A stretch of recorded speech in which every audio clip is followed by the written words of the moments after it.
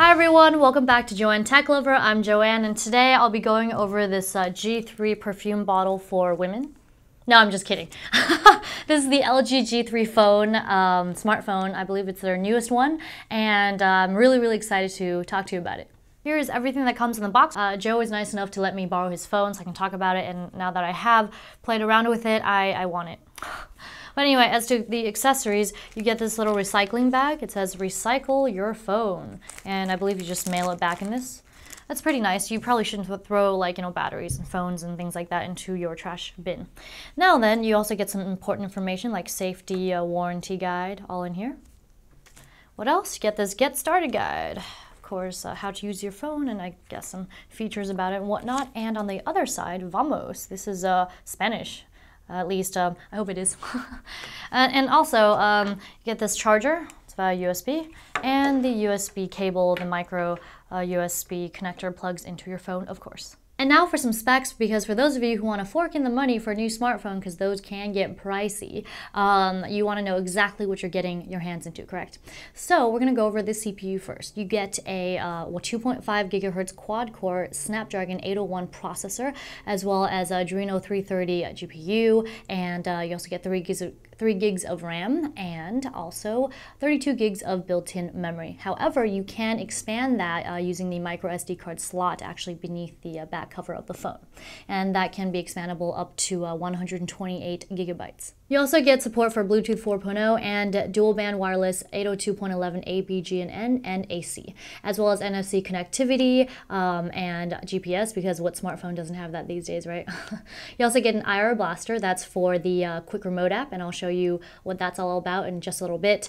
And one more thing is that wireless charging. You do get it, but it not with this specific stock cover on this phone, but you can get an accessory for it to make that work. Here's a closer look at the phone, and by the way, this is by Sprint, so I believe they're only available in the 32 gig model. And also, Joe put a screen protector on there, but it doesn't come with one. And he says that it makes the angles worse with the screen protector on, which, kind of makes sense. Alrighty, and now I do have an iPhone 5 with me to make a side-by-side comparison, so you can kind of see like how much bigger it looks. Although, wait, let me lift it just a little bit. There we go. Alrighty, but moving right along, I want to go over the dimensions. So it measures 146.3 millimeters along this edge, 74.6 millimeters this way, and at its thickest point, it's 8.9 millimeters, thinnest point, 2.7 millimeters. And also, let's go over the screen size. So this is a 5.5-inch QuadHD, so it's 2560 by 1440 IPS LCD display, and you get, I believe, 538 or 534 pixels per inch. Anyway, this is just one of the points that really stands out to me about this phone is the QuadHD, because most of them are what, 720p or 1080p. So this is astounding. Yes. Alrighty. And you'll notice that there are no physical buttons. I believe. You get like speakers here, and this is your front-facing camera. This is a 2.1 gigahertz. Did I say gigahertz? I meant megapixel camera, and it's called the Selfie Camera. And basically the lens is wider so you can get more people into the shot with you. You also get gesture recognition, and if you hold your hand out and you make a fist, it'll take the photo for you, which is awesome. And also, why it's good for selfies is that the screen goes a little white, so it illuminates the face and it takes better pictures. And it's also white balance to help correct skin tone imperfection. So really awesome little front megapixel camera. And it's come a long way. I remember with other phones, because I have reviewed other smartphones before, it was like 0.3 megapixel or something. So this is actually quite amazing. Now onto the back. You'll notice it's kind of like a brushed metal look, but I believe it's mostly plastic, but maybe with a little bit of a metallic in the skin, but it feels really good. I mean, it's not like cool to the touch like metal would give you, but it's still pretty awesome. And let's see, up here you get the rear camera, which is 13 megapixels, and you get this floating lens that steadies the shot for more sharp focus imaging and advanced sensors that lets more light in. And what I love is the laser autofocus. So I remember with my i5, I would tap to focus, and then maybe if I move a little bit, it'll go out of focus. But with the laser autofocus, you tap it, and then it takes a shot as soon as it focuses, which is amazing. I mean, I would love to take this phone around to like events and take photos for you guys and videos and all that good stuff. I did want to mention how the laser works. So it's it works by sending out a conical infrared signal. It absorbs the info from the surroundings and creates this instant clear picture. Also, video capture is 3840 by 2160, 4K 30 FPS, and there is the LED flash right here. And on the bottom, the back here, is the on-off button, and you get a volume rocker. And if you hold the volume rocker down, it'll turn on the camera, and you hold it up, and it'll give you Q memo. So remember, when the screen is off, by the way, you hold down the volume. Okay, so I'm going to hold down the volume. And then it should take me to the camera, which is really awesome. Straight into the camera. Really cool. But we're going to go ahead and turn it back off again. And I'm going to press and hold down the up button. And that should take me to Q memo. Ah, there it is. I'm going to write hi to you with a little heart. That's a big heart. Okay. So there's that. So a little more of a walk around of the phone is that on the bottom here you get the micro USB charging port as well as your headphone jack, and this is just kind of like the speaker for, you know, when you're on the phone. And up here is the IR blaster, and on the back here's the actual speaker. And I'm going to just, there's a little groove here that you just kind of pry apart with your fingers, and I'm going to show you a little bit about what's inside the phone. So it is plastic after all. Alrighty, so on the back is the battery. So you get a 3000 milliamp hour lithium ion battery. And what else do you get? This is where the speaker is. And up here at the top two pins is the NFC connectivity, and the bottom two is for the wireless charging. And you'll notice on the back cover you have the top two but not the bottom two. So that's why if you get a different back cover, you will be able to wirelessly charge your phone. One last thing is in this area is the micro SD card slot, where you can upgrade to a 128 gigabytes. Here's another look at the back cover. I just wanted to talk about the colors that are available. So it's this one is the black one, but it kind of looks like gunmetal more to me at least. And also it comes in like white and gold, and only Sprint carries the gold, I believe. And it's not like really gold because I feel like gold peripherals to me or like a tech device is a little bit tacky. But it is more of a champagne, so that is much more tolerable. So there are two ways to turn on the phone. You could hit the button on the back, and that'll do the job. Or, let's go ahead and shut that off, we can knock on it. The feature is called knock on, and the more advanced version is called knock code. So what you do is you just tap the screen twice and boom, you're in it, and we're gonna swipe to go into it. You could always change the option. We are still in the Q memo. Anyway, so inside, we're gonna go to this recent app button, and just hold it down so we can go to lock screen settings. And then once you're in the lock screen settings, hold on, you select screen lock. There we go. And you could, right now it's on, swipe, or you could do like a knock code. So you could go into that, and let's say I want to turn on the screen by going in a clockwise fashion. Okay, continue, and they want to confirm that this is what you want to do, so confirm. And do you want to back up with a new pin? No, we don't need to do that. Alrighty, now I'm going to turn off the phone. One moment. And then we're going to do that pattern. It's going to be really cool. So 1, 2, 3, 4. Oh my god, how cool is that? Takes you straight into the phone instead of the menu before it. So that is knock code. So you'll notice that Joe has included some widgets and apps on his home screens already. He has made ample good use of his phone. So we're going to go ahead and, I will show you how to pinch the screen and change up your home screens. So you can add more home screens using the plus, or you can set your default home screen by touching any of these home buttons here on the right corners of the screens. So right now, this is set as the home screen when you touch this button, but we are going to change it back to the most upper left, yes, so upper right. So we're gonna go back, and there you have it. And also down here at the bottom is your app tray. So you can have 6 of them on there, which is pretty awesome because I think a lot of phones have about like 4 or 5. So it's just more versatility for you. And this is the app menu, so you can add different apps onto your app tray and you could move it around. So like this, it's kind of cool. But we're gonna go ahead and keep it in the center. And there is this part. This phone runs on the Android 4.4.2, which is a KitKat. I believe it is the newest one. But let's go on to more features of the phone. So I'm going to drag down the menu. As most of you should know, that should bring down the notifications. Also, here's your quick access app slider where you can get to YouTube, not YouTube, I'm sorry, Bluetooth, and your volume control, Wi-Fi, and the like. And now for the tutorial on home touch buttons. This is not something I see on a lot of smartphones, so this is definitely really cool. I mean, I'm pretty much sold on this little phone right here. So we're gonna go to this bottom area right here, and generally you will get the 3 standard buttons, which is back, my bad, back, home, and recent apps. But with the home touch buttons, you can add up to, I believe, was it 5 or 6? I'm not sure, but we're gonna go into it. So here is the recent apps, and we're gonna go into system settings. And in there, we are going to go into display. So it should be up here somewhere. Here it is. And once you go into display, you're going to want to go into home touch buttons.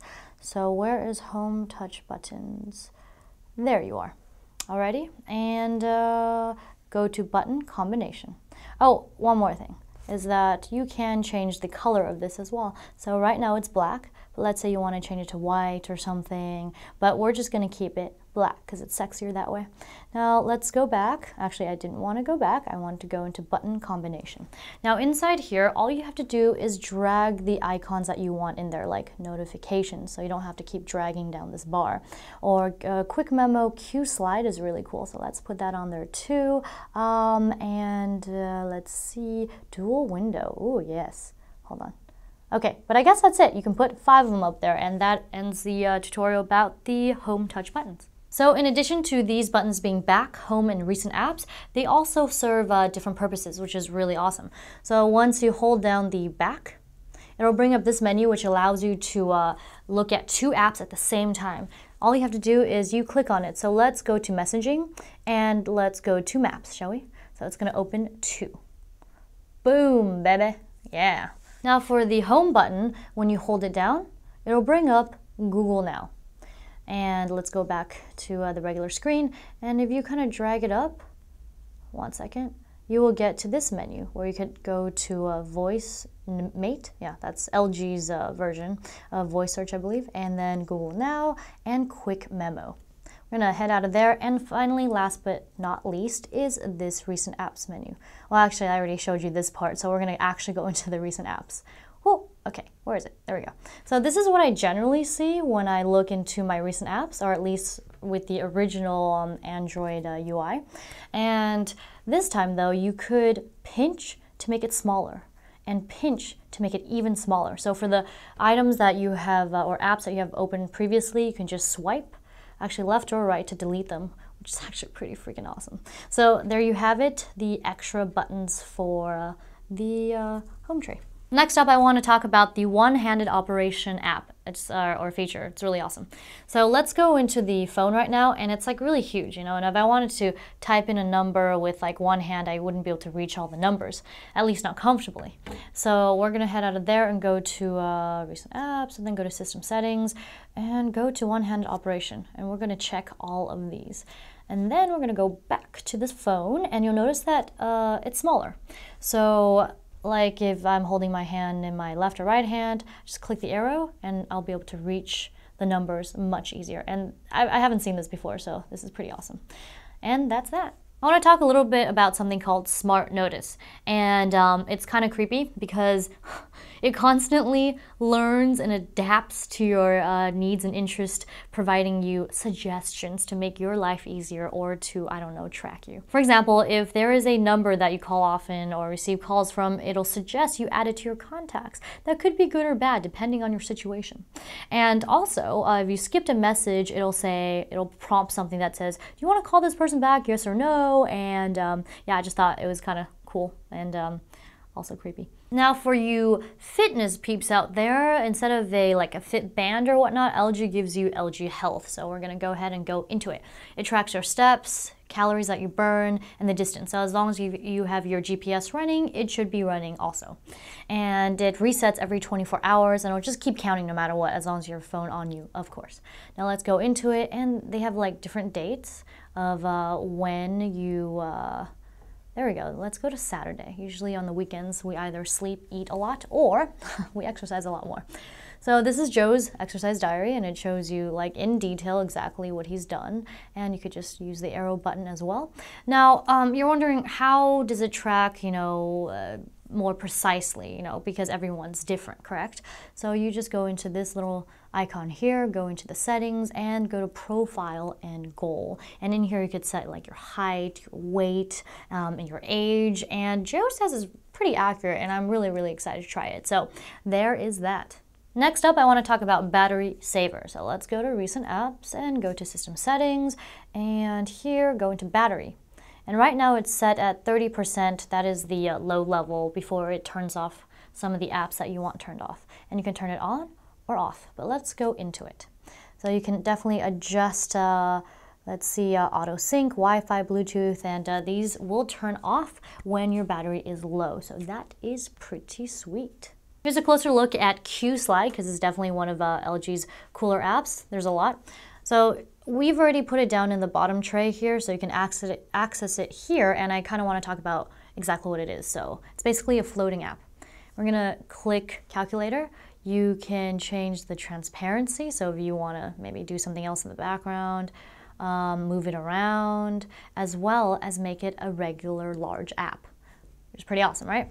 So we're going to go ahead and kick out of that and close that up. Now, if you want to add more QSlide apps onto the QSlide, you just bring down notifications and then click into QSlide right here, and go into edit, and then just check the ones that you want. And Joe was complaining that he wished there were more apps that you could put onto the QSlide, like Clipboard, for example. And then there's Quick Remote. I think this is really, really handy because a lot of times my remotes at home just stop working, and it's just great that my phone can also use an IR blaster.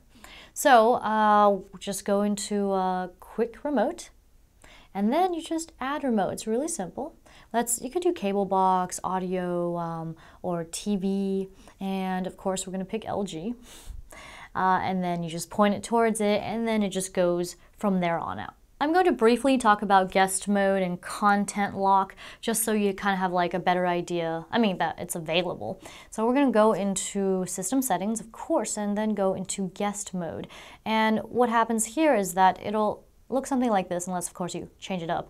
And if you want someone else to use your phone, then you can choose the apps by checking and unchecking that they see on the guest mode screen, like over here, or change the wallpaper and the lock screen type. This is for like, I don't know, if you really had some, I don't know, KFC's ingredients on your phone or something to hide. But anyway, I don't think most people would need this unless maybe it's like for children or something. Alrighty, and then we're gonna go into the content lock, which is in security. And this locks, let's say your files. We tried it in the gallery and it was able to lock some of Joe's photos, and you will need a passcode to unlock it.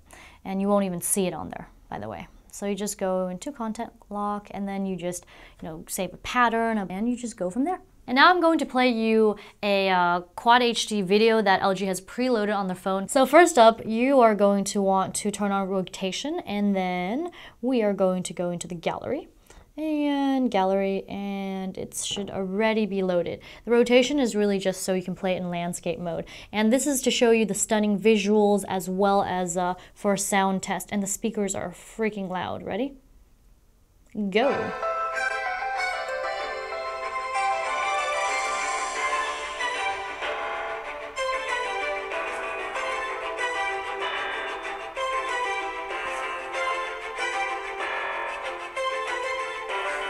It's just so inspirational, both the music and the video.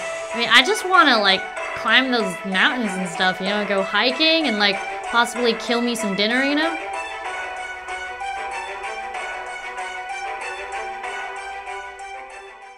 So Joe took some photos at Big Bear and just kind of wanted to show you, it's just gorgeous photos. And he used HDR, so it brings out some of the darks and it just really brings out some of the lights as well. Let's go to the next picture. He says this one shows it really well. If you look at the clouds, you could see like the fine details is actually pretty amazing. And if you look down in the shaded areas here, you can also see more clearly like the trees and the foliage and all of that good stuff. Now moving right along, he also took this photo. More cloud action for you. This is pretty awesome. It's like a really nice painting or something. Alrighty, and then there's this one. And really this is just for your viewing pleasure. And one more. So are you ready for your close-up, Mr. Fruit Ninja Pineapple guy? He's been such a good sport about, sitting in for hours just so we could do this. Alrighty, we're gonna take a look at the camera functions right now. And currently we are in the laser autofocus mode. That means that if I tap the screen on the object I wanna focus on, it should take the photo right away. Boom, that was easy. No more trying to focus and all that. I actually really love this feature. And then we're gonna go into the regular menu mode. That should bring up all of these functions. And in this mode, you can focus. Let's say you wanna focus on the carrot, or you wanna focus on the pineapple. Let's focus on the carrot actually. And you'll have to press the shutter to take the picture. So just like a regular camera. I mean a smartphone camera. And down below to the right would be your video recording, and then next to that, of course, to see the photos. So let's go through some of the options at the menu at the top. Now right now we are in non-flash mode, but can go into flash mode or auto flash mode, but we're just gonna go into flash and go ahead and take that photo of this pineapple. Boom, there you have it. Now let's go back to non-flash, and next to that would be your selfie camera. Right here, selfie camera, and next to that is mode. So that is the different type of, like panorama, magic, auto, dual, like it's basically just how you take the picture. And then let's go into the gear icon for some more menu options. So in here you could either save the photos or videos to your internal memory or the SD card. And then next to that would be the grid pattern. If you don't need it, hey, more power to you. I'm gonna keep it on there though. And then you could have a self timer, and here's a voice control. This is cool. So let's see, for voice control, you could take the photo by saying cheese or smile. Okay, so let's try it. Okay, smile, smile again. Yeah, there you go. You're perfectly ready for a photo shoot. And let's go back to the gear icon, and then there is, you could change the megapixel. Oh. Right now we are on the highest setting, as well as HDR. So I'm going to turn HDR on, off, or auto. And that wraps it up.